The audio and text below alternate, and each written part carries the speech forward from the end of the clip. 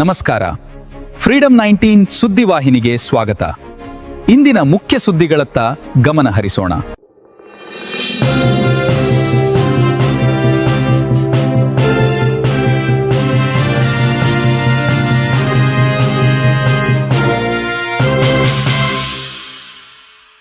ನಮಸ್ಕಾರ, ನೀವು ನೋಡ್ತಾ ಇದ್ದೀರಾ ಫ್ರೀಡಂ 19 ನ್ಯೂಸ್ ಚಾನೆಲ್.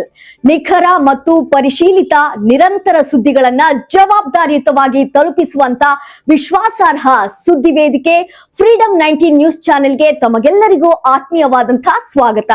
ಬನ್ನಿ ಇವತ್ತಿನ ಸುದ್ದಿಗಳನ್ನ ನೋಡೋಣ.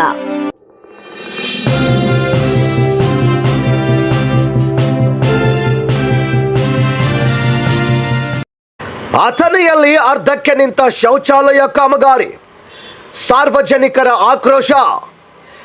ಬೆಳಗಾವಿ ಜಿಲ್ಲೆಯ ಅಥಣಿ ತಾಲೂಕಿನ ಬೆನ್ನಿಪೇಟೆ ಶಿವಣಗಿ ಕಾಂಪ್ಲೆಕ್ಸ್ ಬಳಿಯ ಜಿಮಾರ್ಟ್ ಎದುರು ಸಾರ್ವಜನಿಕ ಶೌಚಾಲಯ ಕಾಮಗಾರಿ ಅರ್ಧಕ್ಕೆ ನಿಂತಿದ್ದು, ಸ್ಥಳೀಯರು ಮತ್ತು ವ್ಯಾಪಾರಸ್ಥರು ನರಕ ಯಾತನೆ ಅನುಭವಿಸುತ್ತಿದ್ದಾರೆ.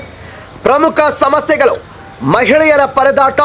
ಜನನಿಬಿಡ ಪ್ರದೇಶವಾಗಿದ್ದರೂ ಕೂಡ ಮಹಿಳೆಯರಿಗೆ ಶೌಚಾಲಯ ವ್ಯವಸ್ಥೆ ಇಲ್ಲದೆ ತೀವ್ರ ಮುಜುಗರ ಹಾಗೂ ತೊಂದರೆ ಅನುಭವಿಸುವಂತಾಗಿದೆ.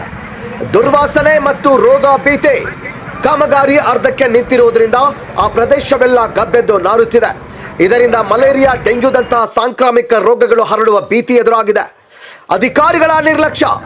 ಸ್ವಚ್ಛ ಭಾರತ್ ಘೋಷಣೆಗಳ ನಡುವೆಯೂ ಸ್ಥಳೀಯ ಪುರಸಭೆ ಹಾಗೂ ತಾಲೂಕು ಆಡಳಿತ ಈ ಸಮಸ್ಯೆಯ ಬಗ್ಗೆ ಕಣ್ಣುಮುಚ್ಚಿ ಕುಳಿತಿದೆ ಎಂಬುದು ಸಾರ್ವಜನಿಕರ ಆರೋಪ. ನಾಗರಿಕರ ಒತ್ತಾಯ. ಚುನಾವಣೆ ಸಮಯದಲ್ಲಿ ಅಭಿವೃದ್ಧಿಯ ಭರವಸೆ ನೀಡುವ ಜನಪ್ರತಿನಿಧಿಗಳು ಈಗ ಎತ್ತ ಹೋಗಿದ್ದಾರೆ.